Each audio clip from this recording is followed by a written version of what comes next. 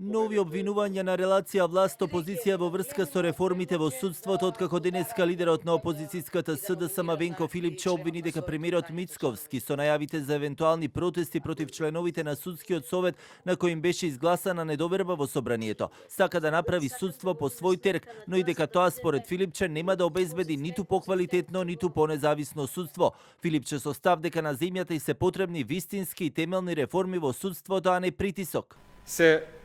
поставува прашањето дали ВМРО-ДПМН сака тоа да го направи, ставањето на партиска капа врз судството, за да заштити некои своји неправилности, криминали во работењето, а ние секој ден откриваме и ќе откриваме во следниот период се повеќе и повеќе скандали. Почнавме со скандалите кои што се однесуваат на работењето на градоначалниците од ВМРО-ДПМН. Заканите на премиерот дека ќе се случил народ на судството е порака дека тој признава судство само по своја мерка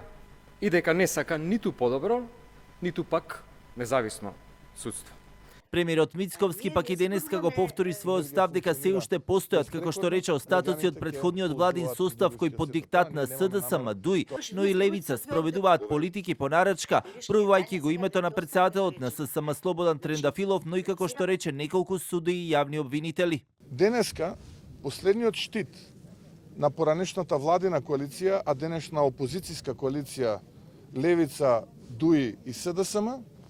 се неколку суди и обвинители и ова лице.